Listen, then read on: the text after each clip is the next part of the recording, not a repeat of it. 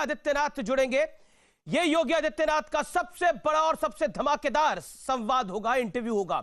योगी आदित्यनाथ किसान आंदोलन से लेकर बंगाल के ताजा घटनाक्रम तक और हैदराबाद में बीजेपी की जीत से लेकर उत्तर प्रदेश की राजनीति तक हर मुद्दे पर बेबाक जवाब देंगे।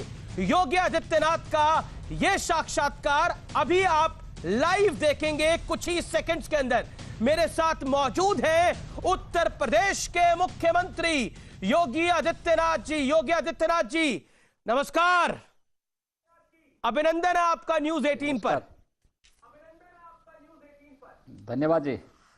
योगी जी, आप जानते हैं इन दिनों देश में खासतौर पर दिल्ली के आसपास किसानों का प्रदर्शन चल रहा है, लेकिन बड़ी खबर यह है कि अल्ट्रा लेफ्ट लीडर्स ने अब इस आंदोलन को हाईजैक कर लिया है। यहां पर कई पोस्टर्स लगे हैं जिनका लेना देना किसान से तो कुछ नहीं है, लेकिन हां देश विरोध से जरूर है।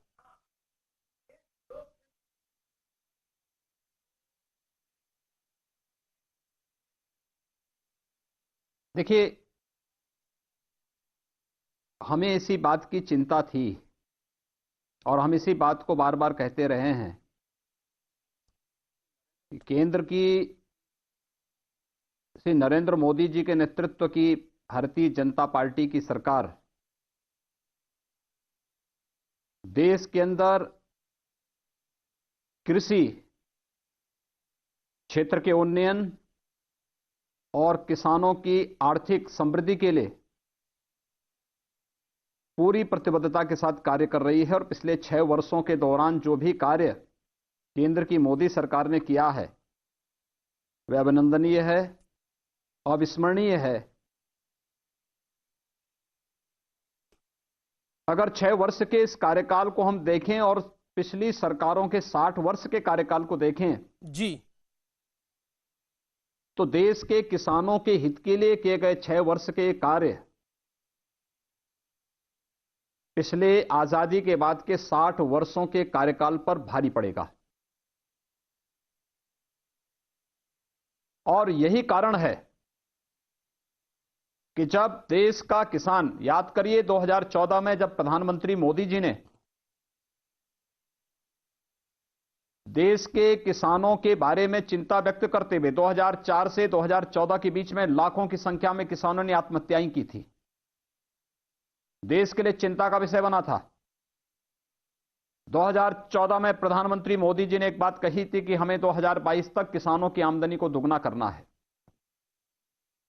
इसके लिए प्रधानमंत्री मृदा परीक्षण की कार्य योजना को देश के अंदर लागू करने का रहा हो, प्रधानमंत्री फसल बीमा योजना, प्रधानमंत्री कृषि सिंचाई की योजना, कृषि सिंचाई की योजना को वन ड्रॉप मोर क्रॉप के साथ जोड़ने के साथ ही उसको तकनीक के साथ जोड़ने और अधिक से अधिक कृषि भूमि को सिंचाई की सुविधा उपलब्ध कराने के जो कार्यक्रम चले, उन्नत बीज, उन्नत खाद, कृषि विज्ञान केंद्रों की एक श्रृंखला और आधुनिक तकनीक के साथ जोड़ने की जो कार्रवाई देश के अंदर प्रारंभ हुई, उस कार्रवाई का ही हिस्सा था कि देश के अंदर आपने देखा होगा 2018 में पहली बार देश के अंदर लागत का 1.5 गुना दाम 24 जीन्स का ये मोदी सरकार ने घोषित किया। प्रोक्योरमेंट में गारंटी किसानों को देने की कार्रवाई प्रारंभ हुई। और यही नहीं, 2019 में, फरवरी 2019 में जब केंद्र की मोदी सरकार ने देश के किसानों की आर्थिक बेहतरी के लिए प्रधानमंत्री किसान सम्मान निधि घोषित की थी, तब भी बहुत सारे लोग इस बात को कहते थे कि तो चुनावी शगुफा है, चुनाव के बाद बंद हो जाएगा। लेकिन आप देख रहे होंगे पिछले लगभग 1.25 वर्षों से ये योजना पूरी मजबूती के साथ हजारों करोड़ रुपए डीबीटी के माध्यम से किसानों के खातों में गए हैं। जिन्हें किसान की बेहतरी और उनकी आर्थिक उन्नयन अच्छा नहीं लग रहा, उन्हें पच नहीं रहा है, हम लोगों को आशंका थी ये लोग करेंगे। जब इस क्षेत्र में व्यापक परिवर्तन करने वाले और किसानों की समृद्धि को 2022 तक दोगुने से अधिक लागत का दुगने से अधिक दाम देने की कार्रवाई, उनकी आमदनी को बढ़ाने की कार्रवाई जब प्रारंभ होने के लिए कृषि संबंधी क्षेत्र में व्यापक सुधार के कार्यक्रम आगे बढ़े हैं। योगी जी, मेरा याद करिए, मैंने पिछले पीसी में मैंने इस बात को कहा था, किसानों के कंधों पर बंदूक रख करके कुछ लोग निशाना साध करके देश में अव्यवस्था और अराजकता का माहौल पैदा करने का कुत्सित प्रयास कर रहे हैं, और यह सच साबित हुआ है। योगी जी, योगी जी, देशद्रोह और इसी से जुड़ा हुआ मेरा सवाल देश है मुख्यमंत्री जी, ऐसे इसी से मामलों में संलिप्त तत्वों के पक्ष में समर्थन अब उन मंचों से किया जा रहा है। वास्तव में ये इनके वास्तविक चेहरे को प्रदर्शित कर रहा है। योगी जी, इसी से जुड़ा हुआ मेरा सवाल है, क्योंकि जिस तरह के पोस्टर लगे उसमें उमर खालिद, शर्जील इमाम जो असम को भारत से काटने की बात कर रहा है, वरवरा राव जो नक्सलियों को सपोर्ट करने की बात करते हैं, किसानों को क्या मतलब है इन लोगों से? ये किसान तो नहीं हो सकते। जिस तरह के पोस्टर्स लगाए गए हैं, उमर खालिद के पोस्टर वहां पर लग रहे हैं, उसको छोड़ना चाहिए। उमर खालिद क्या कर रहा है? उमर खालिद का किसान से क्या काम है? मैं वही आपसे कह रहा हूं कि सवाल मेरा ये, क्या इस आंदोलन को, मेरा बड़ा सीधा सवाल है, मैं straight question to you sir, क्या इस आंदोलन को कुछ लोग हाईजैक करने की कोशिश कर रहे हैं या हाईजैक कर लिया है? देखिए, भोले भाले किसानों के कंधों पर बंदूक रख करके देश में अव्यवस्था और अराजकता का माहौल पैदा करने का, क्योंकि उन्हें यह भी पसंद नहीं कि देश के अंदर जय जवान और जय किसान का नारा इस देश का एक एक नागरिक श्रद्धा और सम्मान के साथ लगाए।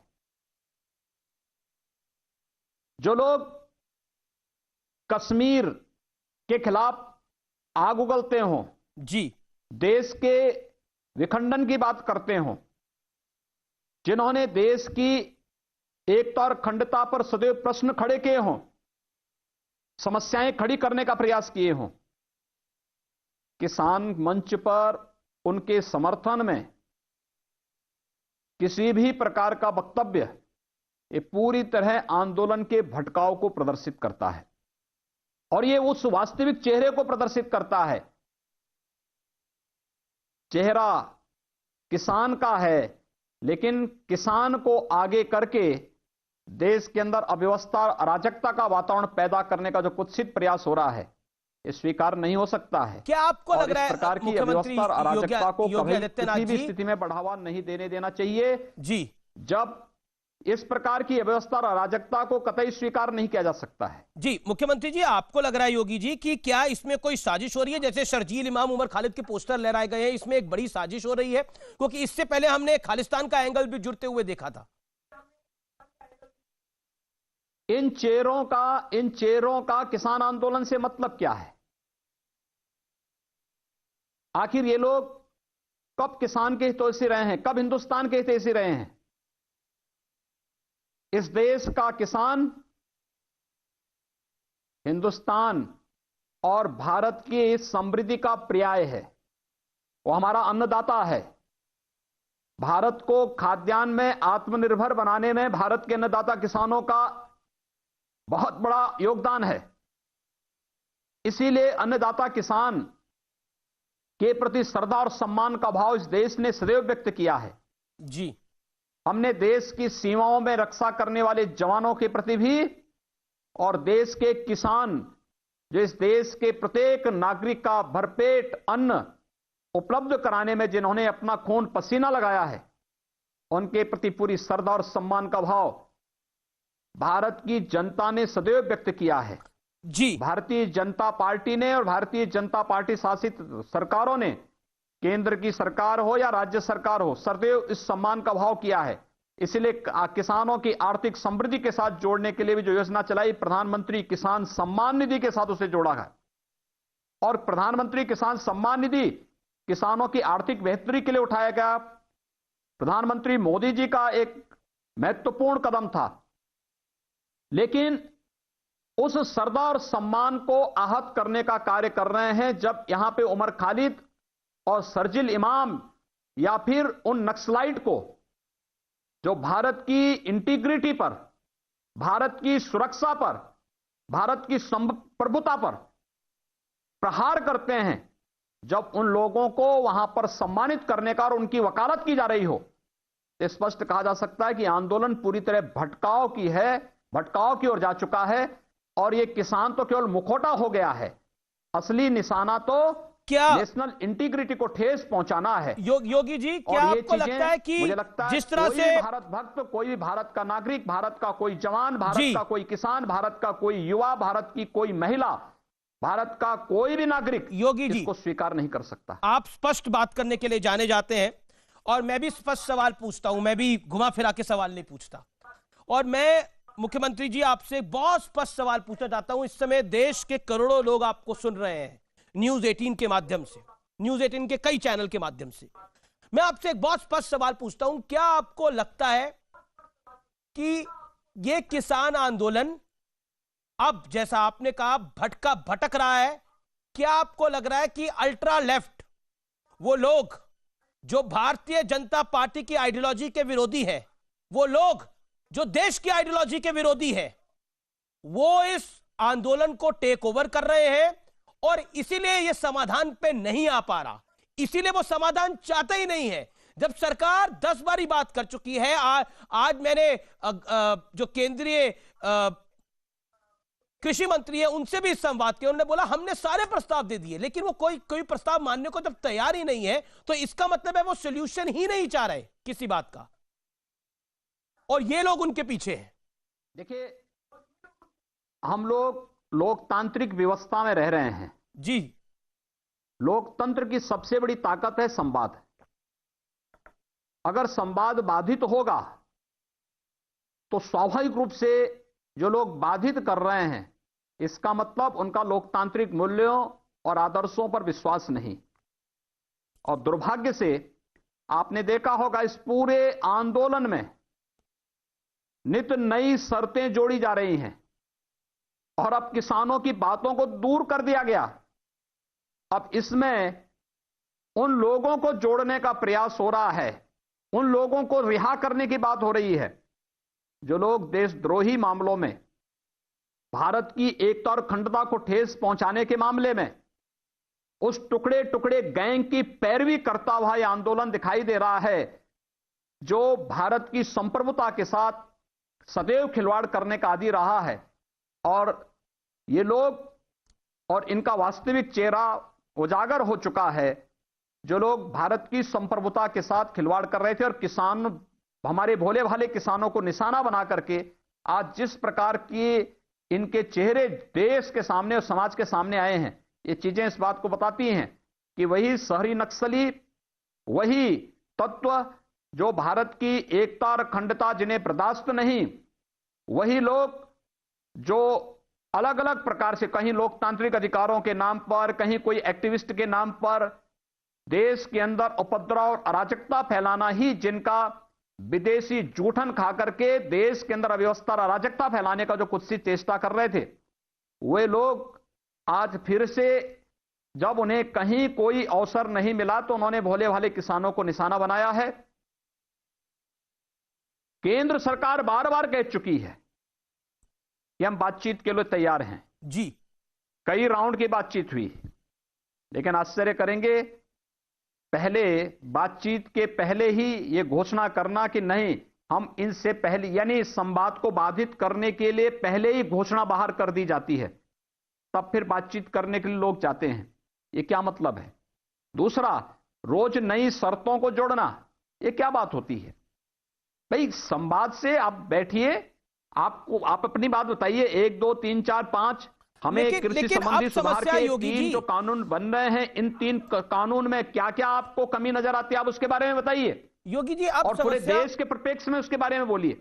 जी मुख्यमंत्री जी, अब समस्या ये खड़ी हो गई है कि ये कुछ लोग जो हैं ये दिल्ली को बंधक बनाने की बात कर रहे हैं। जैसा शाहीन बाग में हुआ उसी तरह का घटनाक्रम हम देख रहे हैं।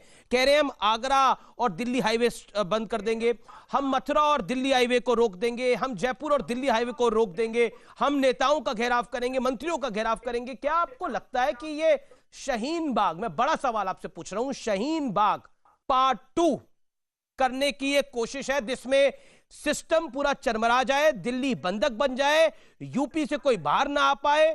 क्या आपको लगता है पूरा आंदोलन अब उस दिशा में चल पड़ा है? अगले 2-3 दिन में क्या होगा किसी को नहीं पता। शाहीन बाग के पीछे कौन लोग थे? आखिर शाहीन बाग के पीछे कौन लोग थे, कौन चेहरे थे?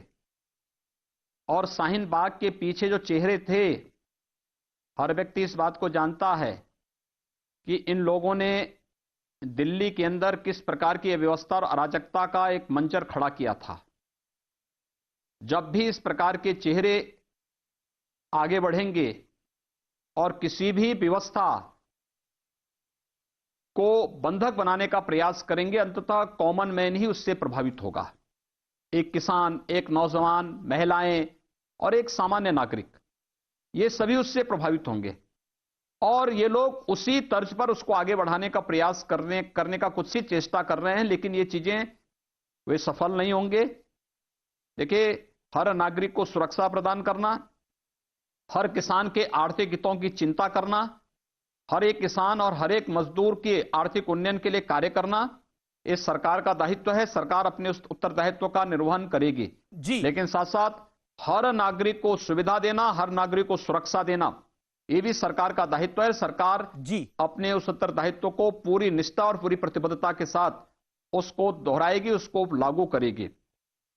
किसानों में हम जो लोग फिर भी अपील करेंगे जी कि जो भी किसान बंधुओं को या जो भी लोग हैं, आंदोलनकारी जो भी हैं, उन्हें जो भी बात कहनी है, जब सरकार ने हर एक स्तर पर संवाद के लिए रास्ते खोले हैं, हमें संवाद से समस्या का समाधान निकालना चाहिए। जिद, ये महज जिद ही होती है और जिद से समस्या का समाधान नहीं निकलता है। समाधान का रास्ता निकालने की दिशा में उन्हें आगे आकर के अपनी बात को सरकार के सामने रखना चाहिए। केंद्र सरकार के वरिष्ठ मंत्री, स्वयं कृषि मंत्री जी, स्वयं गृह मंत्री जी ने और केंद्रीय मंत्रिमंडल की एक टीम ने लगातार बातचीत की, संवाद बनाया। वरिष्ठ प्रशासनिक अधिकारीगण, भारत सरकार के सचिव स्तर के अधिकारियों ने किसान प्रतिनिधियों के साथ बातचीत की, संवाद बनाया जी। लेकिन उस सब के बावजूद कोई ना कोई बात तो है कि रोज नई शर्तें आना, नई तरीके से उसको आगे बढ़ाना। और अब ये शर्तों का सिलसिला वहां तक पहुंच गया है कि जो लोग भारत की एकता और अखंडता को, भारत की संप्रभुता को चुनौती देते हैं, अब उनकी रिहाई की मांग होने लग गई है। तो ये स्पष्ट किया जा सकता है योगी जी, भारत बंदी की घोषणा करना, पहले कहना कि हम राजनीतिक दलों को अपने मंच पे नहीं आने देंगे, बाद में भारत बंद में सबको शामिल करके अव्यवस्था और अराजकता पैदा करने का प्रयास होता है जी। ये चीजें कब तक और कहां तक जाएगी, इसके बारे में सोचना चाहिए। योगी जी, किसानों में जो असंतोष दिख रहा है, उसमें खासतौर पर पश्चिमी उत्तर प्रदेश के भी किसान इस आंदोलन में शामिल हो रहे हैं। क्या कहना चाहते हैं आप उनको? आप जान रहे हैं राकेश टिकैत और उनके साथी भी इस आंदोलन में शामिल हो रहे हैं और भी कई संगठन इसमें शामिल हो रहे हैं। क्या कहना चाहते हैं? देखिए, दो चीजें साफ हैं। एक, भारत सरकार के द्वारा जब कृषि संबंधी ये बिल पास किए गए थे, किसान संगठनों ने इसका स्वागत किया था जी। याद करिए, जब इसका ऑर्डिनेंस आया था तो इसका स्वागत किया गया था। मेरे पास वो पेपर कटिंग भी हैं। जब कृषि संबंधी इन सुधारों के बारे में बहुत सारे लोगों ने तो इस बात को कहा कि ये चौधरी साहब ने 27 साल पहले इसकी मांग की थी, या किसी ने अन्य प्रकार से इस बात को कहा था, और इसका हम स्वागत करते हैं। जब केंद्र सरकार ने सभी कृषि संबंधी कानून पास किए थे तो मैंने प्रदेश के कुछ किसान नेताओं को भी बातचीत के लिए बुलाया था। वे लोग मेरे पास आए थे। मैंने उनको इस बारे में पूछा, मैंने कहा भी आखिर क्या मामला है? उन्होंने कहा साहब कोई मामला नहीं, हम इससे संतुष्ट हैं। और उस समय कहीं कोई इस प्रकार की स्थिति नहीं थी। देखिए, एपीएमसी जो अमेंडमेंट एक्ट है, इसकी मांग आज से नहीं हो रही है। जब शरद पवार जी देश के कृषि मंत्री थे, कांग्रेस नेतृत्व की यूपीए सरकार थी, 2010 और 11 के दौरान उन्होंने सभी राज्यों को पत्र भेजा था जी।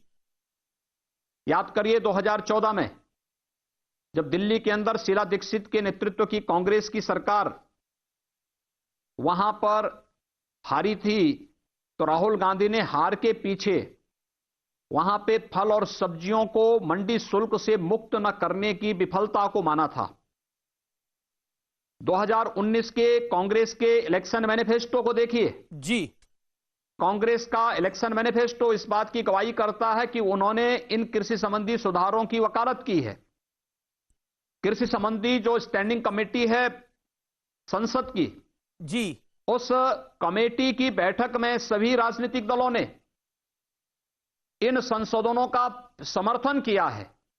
क्या कांग्रेस, क्या सपा, क्या बसपा, क्या आम आदमी पार्टी और क्या अन्य दल, चाहे वह एनसीपी हो, टीएमसी हो, डीएमके हो, ये सभी दल इसकी वकालत करते हुए दिखाई देते हैं।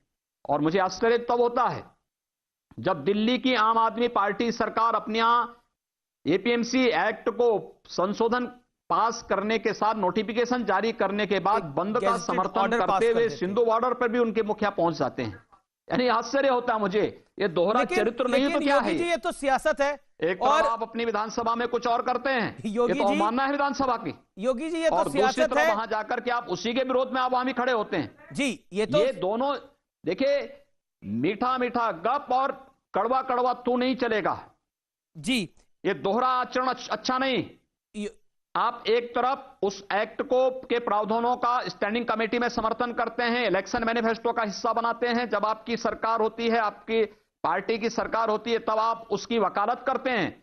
और अगर किसानों के व्यापक हित में केंद्र की मोदी सरकार ने इस प्रकार के कार्यक्रम आगे बढ़ाए हैं, उन स्थितियों में हम गुमराह करके एक झूठ को बार बार बोल करके हम ये दिखाने का प्रयास कर रहे हैं। और ये कम्युनिज्म की थ्योरी रही है शुरू से। एक झूठ को 100 बार झूठ एक 100 बार बोल दो तो सच हो जाएगा।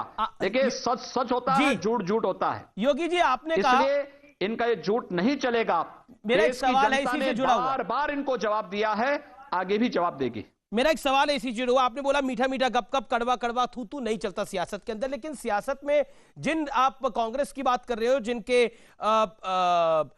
मैनिफेस्टो में ये सब कुछ था, लेकिन वही राहुल गांधी आज कह रहे हैं कि किसानों का केंद्र से भरोसा जो है, राहुल गांधी का कहना है कि किसानों का सरकार से भरोसा, केंद्र सरकार से भरोसा जो है वो उठ गया है और सरकार किसी तरह की गलतफहमी ना पाले, ना कि किसान डर गया है।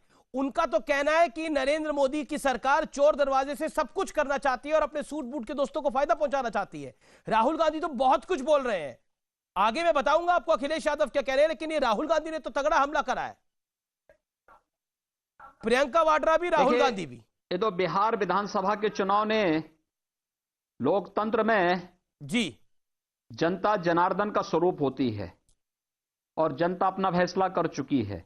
जी, बिहार विधानसभा चुनाव में कांग्रेस की सीटें घटना, भारतीय जनता पार्टी की सीटें बढ़ना और भारतीय जनता पार्टी जदयू और भारतीय जनता पार्टी की सरकार का बिहार के अंदर बनना, ये कोरोना कालखंड के दौरान चुनाव हुए, देश के अंदर तमाम उपचुनाव हुए और अभी हाल ही में भाग्यनगर के मतदाताओं ने भी अपना फैसला कर दिया। कहां कांग्रेस चली गई, यानी ढूंढे भी नहीं मिल रही है।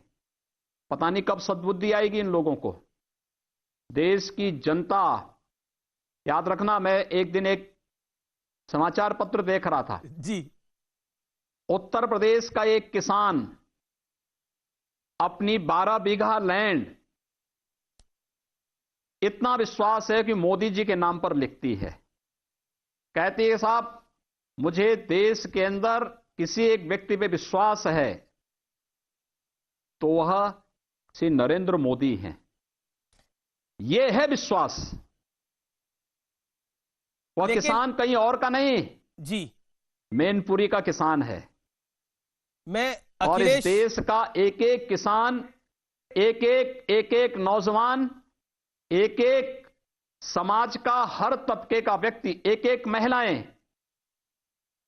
देश के प्रधानमंत्री पर विश्वास करती हैं, उनके प्रति बार बार विश्वास व्यक्त कर चुकी हैं। 2014 हो, 2017 का उत्तर प्रदेश का विधानसभा का चुनाव हो, 2019 का लोकसभा का चुनाव हो, अभी बिहार विधानसभा के चुनाव परिणामों ने उपचुनावों के परिणामों ने यह सब साबित किया है। इसके लिए हमें राहुल गांधी जी जैसे फ्लॉप नेताओं के किसी सर्टिफिकेट की आवश्यकता नहीं, लेकिन किसानों के प्रति भारत सरकार ने जिस संवेदनशीलता के साथ कदम उठाए हैं, कार्यक्रम बनाए हैं, हर हाल में किसानों की समृद्धि हमारा लक्ष्य है। और लेकिन अगर आप राहुल किसान गांधी प्रतिनिधि को, किसानों की समृद्धि और कृषि क्षेत्र की बेहतरी के लिए योगी जी कोई आप, सुझाव देते हैं, इसके बाद भी कोई सुझाव देते हैं, जी भारत सरकार तो बातचीत करने को तैयार है। आप क्यों हम राहुल संवाद गांधी को बाधित कर फ्लॉप रहे हैं? मान रहे हैं? वे संवाद करें। जी ये लोग मीडिएटर की भूमिका में क्यों आए हैं? जी और मुझे तो आश्चर्य होता है कि ये वही लोग हैं जिन लोगों ने किसानों को ठगा है, किसानों को शोषण किया है। 2004 से 2014 के बीच देश के अंदर सर्वाधिक किसानों ने आत्महत्याएं की हैं। लेकिन आप ये तो बदहाली राहुल के कारण गांधी की को है। फ्लॉप नेता मान रहे हैं। और स्वर्गीय राजीव गांधी जो बात कहते थे जी कि 100 रुपया भेजते हैं 10 ही रुपया पहुंचता है, आज तो मोदी जी ने 100 रुपया भेजने की गारंटी किसान के अकाउंट में दे दी है। जी ये मीडिएटर जितने हैं ना, ये वही मीडिएटर हैं जो बीच में डकैती डालते बिचौलिया आप थे। कह रहे हैं। आज परेशानी तो उन्हें हो रही है। योगी और योगी जी इसीलिए आपने जो बात बोली, ये लोग नहीं चाहते हैं जी सर, कि ये लोग इसीलिए नहीं चाहते हैं कि कोई अच्छा कार्य हो, और इसके लिए इनके द्वारा इस प्रकार की चीजें की जा रही हैं। योगी जी आपने बोला राहुल गांधी फ्लॉप नेता है, लेकिन कांग्रेस कह रही है कि देश का भविष्य ही राहुल गांधी है। उनको तो राहुल गांधी पे ही भरोसा है। ये तो 2014 और 2019 के चुनाव परिणामों ने भी दिखा दिया है कि देश का भविष्य कौन है। मैं अखिलेश यादव पे आता देश का हूं। वर्तमान और देश का भविष्य कौन है, ये 2014 और 2019 के चुनाव परिणामों ने साबित कर दिया है।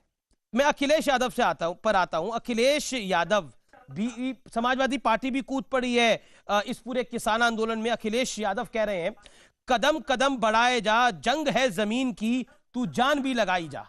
और भी वो बहुत कुछ कह रहे हैं जवान किसान पर। क्या कहना चाहते हैं आप? देखिए, भारत बंदी के दौरान उत्तर प्रदेश बंदी का इन्होंने प्रयास की घोषणा की थी, आखिर फ्लॉप शो साबित हुआ ना। एक भी दुकान बंद नहीं हुई, एक भी दुकान बंद नहीं हुई कहीं भी। एक भी किसान इनके समर्थन में सामने तो नहीं जान आया। लगाने की बात कर रहे हैं। और उत्तर प्रदेश का किसान इस बात को जानता है कि किसानों का वास्तविक हितैषी कौन है। प्रधानमंत्री मोदी जी के नेतृत्व और उनके मार्गदर्शन में उत्तर प्रदेश के अंदर जो कार्य हुए, चाहे वह किसानों के कर्ज माफी का कार्यक्रम रहा हो। आप सोचिए, बाण सागर की परियोजना 1977 में तत्कालीन प्रधानमंत्री मोरारजी देसाई जी ने रखी थी, पूरी नहीं हो पाई। जब प्रदेश में भारतीय जनता पार्टी की सरकार बनी, हम लोगों ने 1977 की उस परियोजना को पूरा करके किसानों को आज हम जल दे रहे हैं। यही नहीं, मध्य गंगा की परियोजना, सरयू नहर राष्ट्रीय परियोजना जी, अर्जुन सहायक परियोजना जैसी 1 दर्जन परियोजनाओं को मार्च 21 तक हम पूरा करके 20 लाख हेक्टेयर अतिरिक्त कृषि क्षेत्र को सिंचन की सुविधा दे रहे हैं।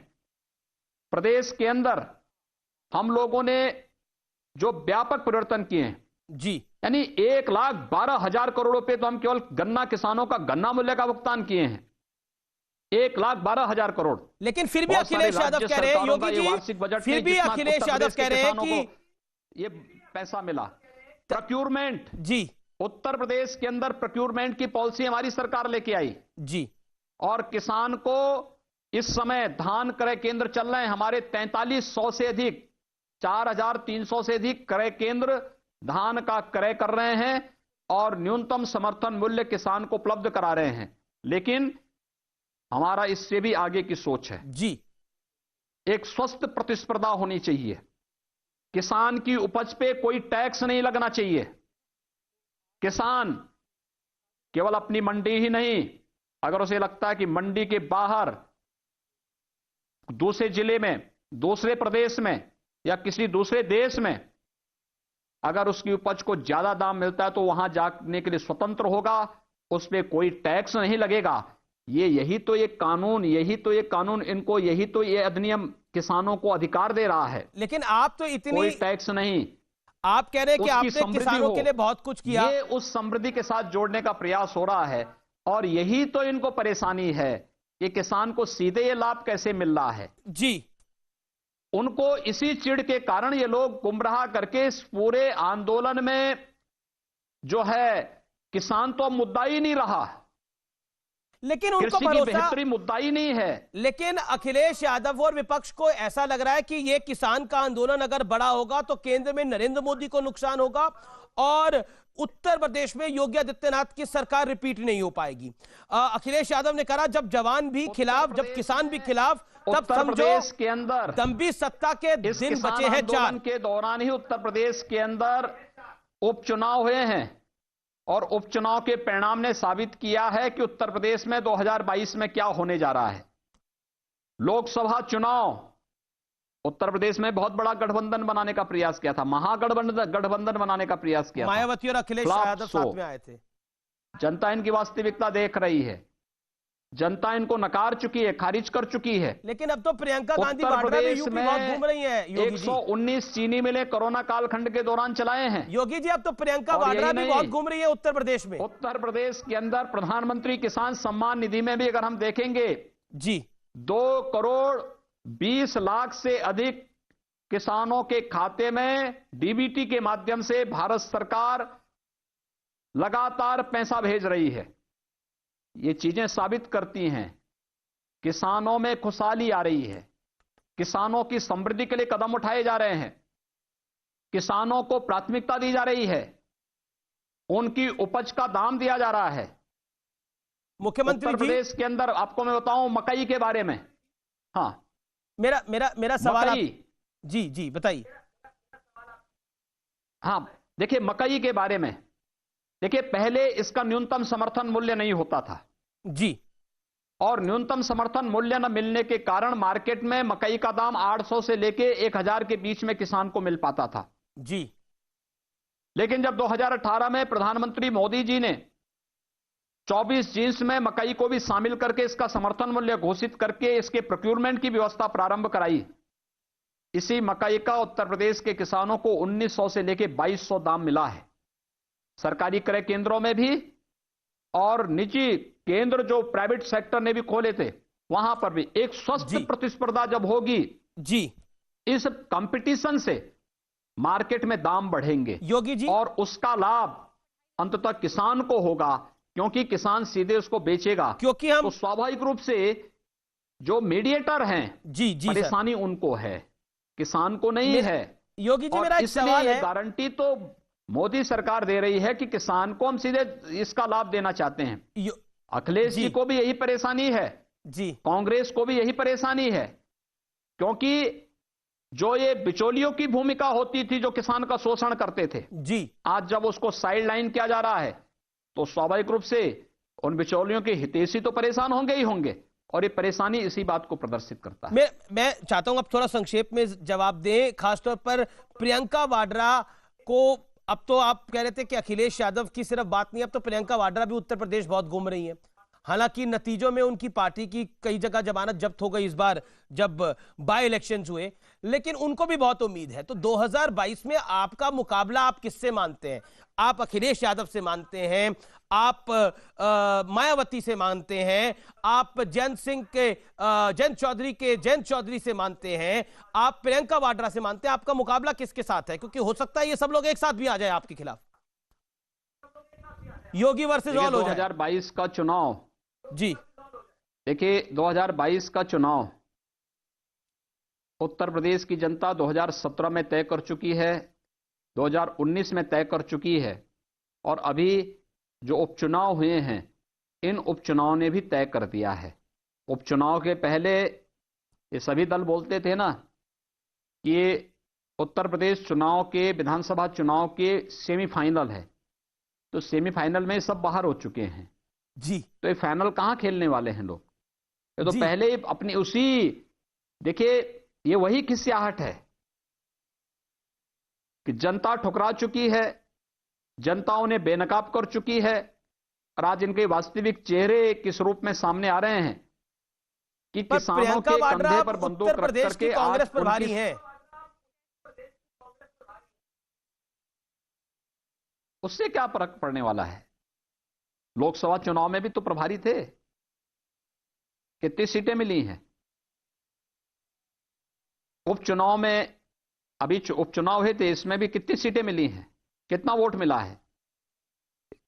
देखिए, महत्वपूर्ण ये नहीं, चुनाव लड़ने का अधिकार हर राजनीतिक दल को है, लेकिन झूठ बोल करके, झूठे वक्तव्य देकर के, भोले भाले किसानों के, मजदूरों के कंधों पर बंदूक रख करके, मेरी उनसे सबसे भी अपील है कि हमारे भोले भाले किसानों के भविष्य के साथ वे लोग खिलवाड़ न करें। जी, मैं अब एक और राज्य उनकी पर आता हूं। समृद्धि का जो मार्ग प्रधानमंत्री मोदी जी ने प्रशस्त किया है, जी। इस मार्ग में लोग बाधक न बने, क्योंकि किसान खुशहाल होगा तो देश खुशहाल होगा, किसान जी। समृद्धशाली होगा तो पूरा देश समृद्धशाली होगा। जी योगी जी, और अब जिन्हें भारत समृद्धशाली अच्छा नहीं लग रहा है, वे लोग यहां पे इस प्रकार के षड्यंत्रों में शामिल होकर के गुमराह करने वाले वक्तव्य देते हैं और ये लगातार गुमराह कर रहे हैं।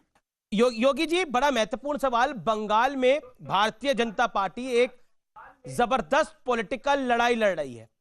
कल आपकी पार्टी के राष्ट्रीय अध्यक्ष पर वहां पर जानलेवा हमला हुआ, पत्थरबाजी हुई।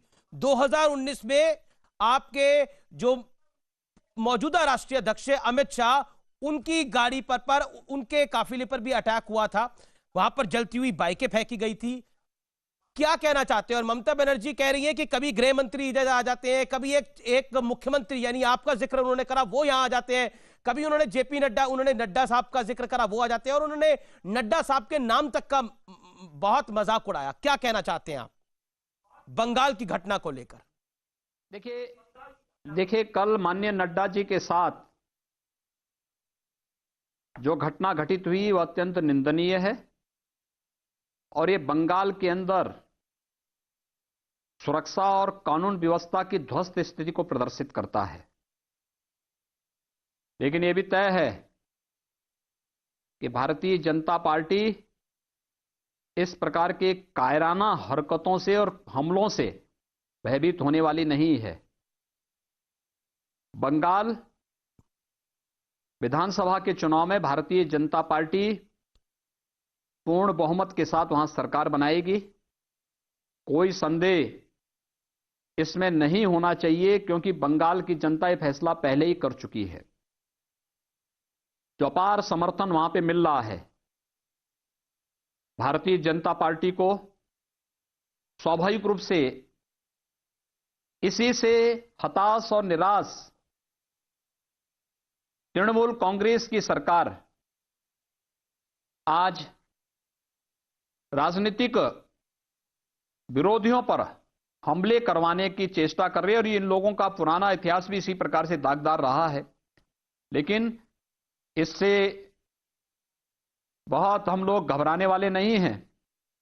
बंगाल में भारतीय जनता पार्टी पूर्ण बहुमत के साथ सरकार बनाएगी। लेकिन ममता बनर्जी कह रही है कि भारतीय जनता पार्टी अटैक का नाटक कर रही है, ढोंग कर रही है, और सिर्फ अपने वोट बढ़ाना चाहती है। यहां पर देखिए, तो बंगाल के बारे में पूरी दुनिया जान रही है कि बंगाल में किस प्रकार की सरकार चल रही है, कैसे राजनीतिक दलों के कार्यकर्ताओं पर हमले करके और नृशंस हत्याएं कर दी जाती हैं, कैसे वहां पर कानून व्यवस्था की बदहाल स्थिति है। और आज जब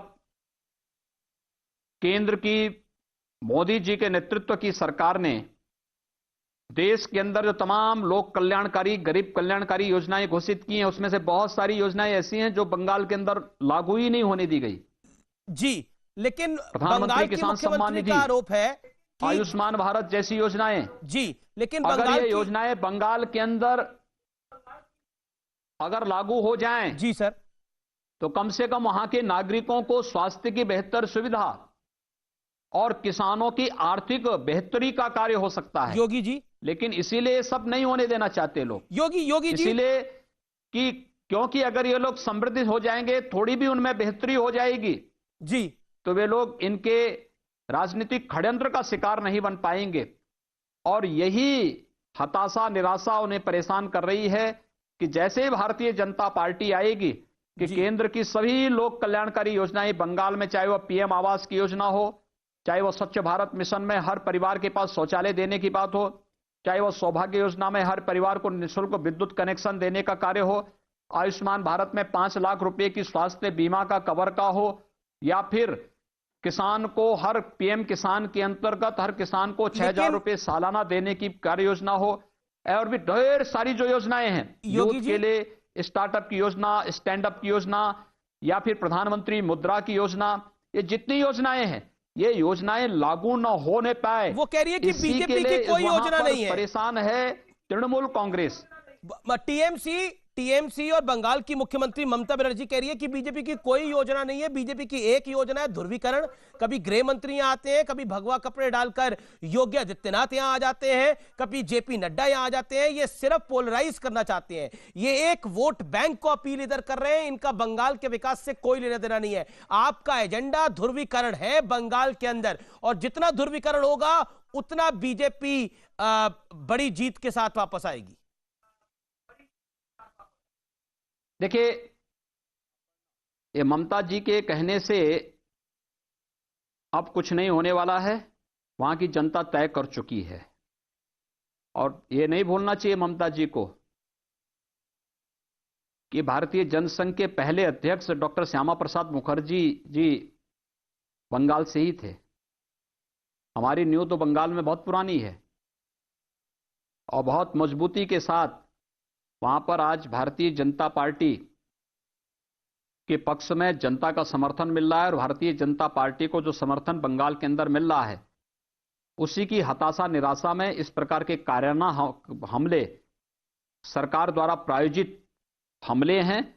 और इस प्रकार के हमलों से भारतीय जनता पार्टी का कोई भी पदाधिकारी और कोई भी कार्यकर्ता कहीं भी भागने वाला नहीं है। इस प्रकार के उसको फेस करके हम बंगाल की जनता को राहत देने का कार्य और केंद्र सरकार की कल्याणकारी योजनाओं के साथ, गरीब कल्याणकारी योजनाओं के साथ जोड़ करके उनकी बेहतरी के लिए और उनकी आर्थिक समृद्धि के लिए वहां पर कार्य करेंगे। जी, क्योंकि अब बंगाल की बात हुई, अब मैं हैदराबाद की बात करना चाहता हूं। आपने भाग्यनगर की बात करी और भाग्यनगर में आप गए और भाग्यनगर का भाग्य बदल गया, यानी वहां पर भारतीय जनता पार्टी को बड़ी जीत मिली।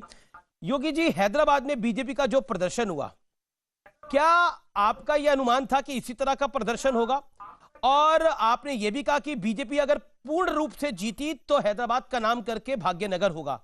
असउद्दीन ओवैसी कहते हैं कि पुश्ते बीत जाएंगी भारतीय जनता पार्टी और उनके नेताओं की, लेकिन हैदराबाद का नाम भाग्यनगर नहीं बदलेगा।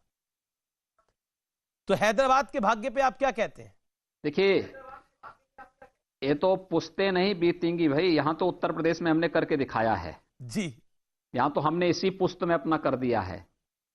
फैजाबाद को अयोध्या कर दिया है, इलाहाबाद को प्रयागराज कर दिया है, मुगल सराय को पंडित दीनदयाल नगर कर दिया है।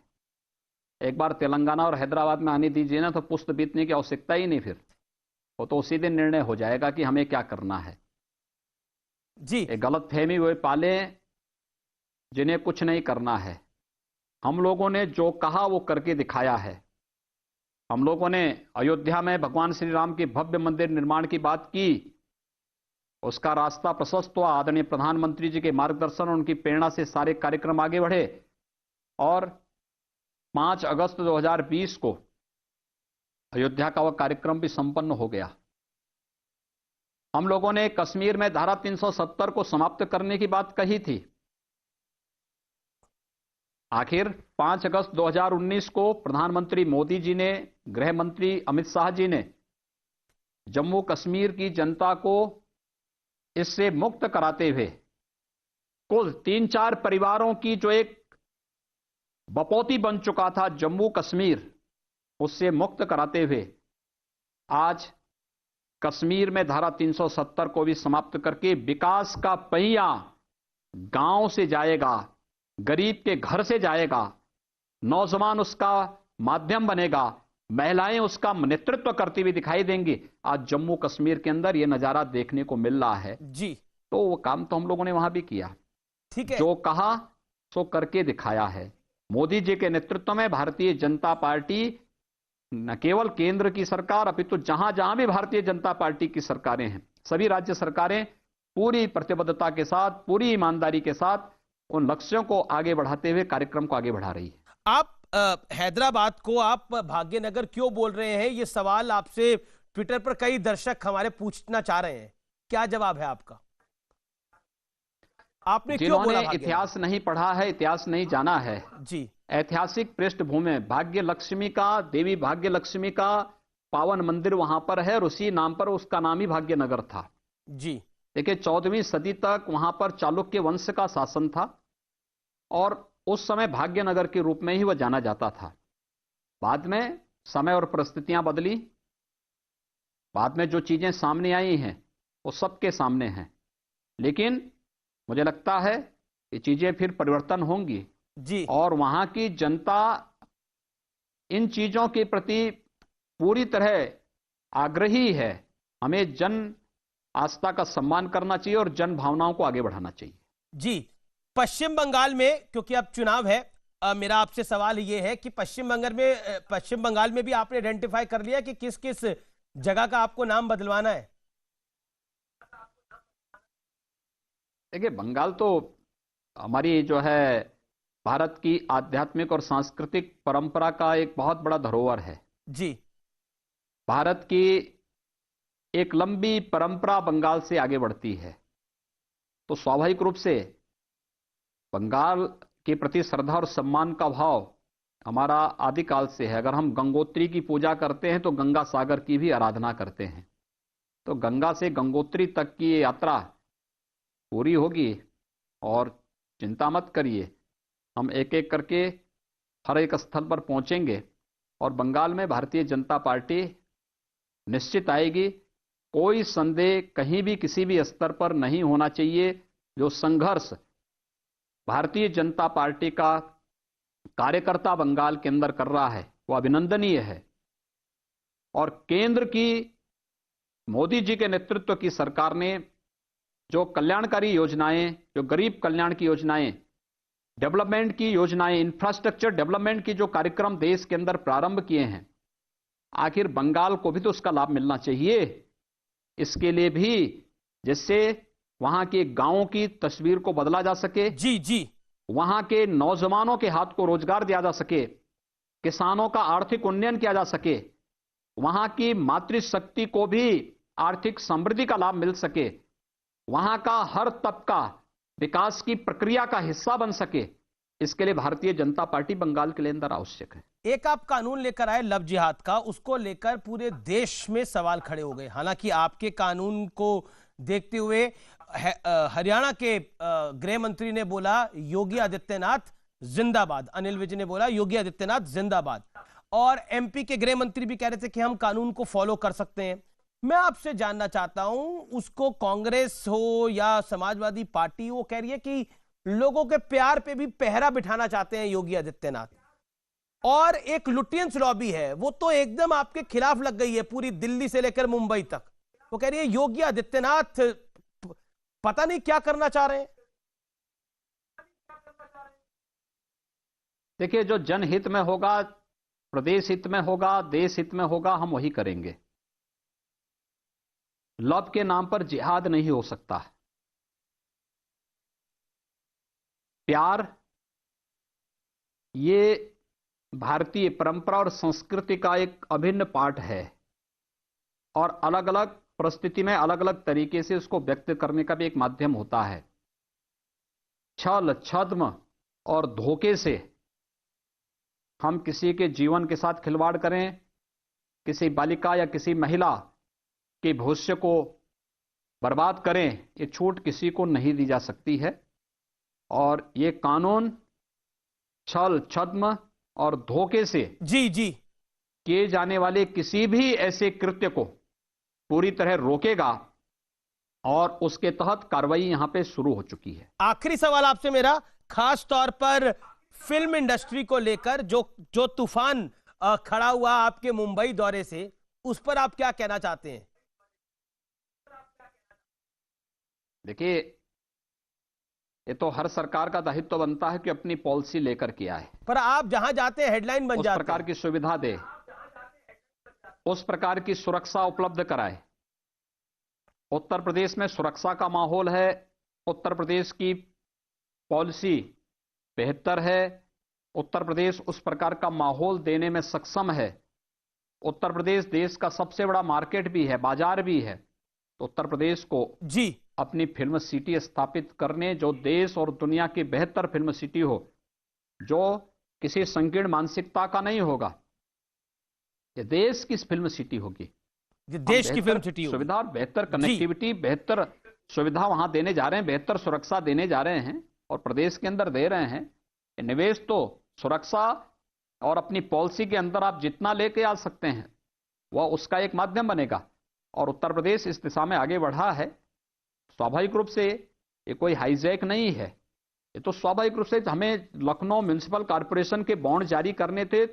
बॉम्बे स्टॉक एक्सचेंज में मुझे वहां पर इस कार्यक्रम में शामिल होना था, इसलिए मैंने सभी अन्य पक्षों के साथ भी बातचीत करना प्रारंभ किया और वे सभी लोग, मैं धन्यवाद दूंगा फिल्म जगत के लोगों से भी, अपने देश के नामी जो निवेशक और उद्यमी हैं उन लोगों को भी, जी और अलग अलग सेक्टर से जुड़े हुए जो महानुभाव हैं, जिन लोगों ने वहां पर बड़ी सहजता के साथ। तो कृषि कानून पर सरकार कह रही है कि बातचीत का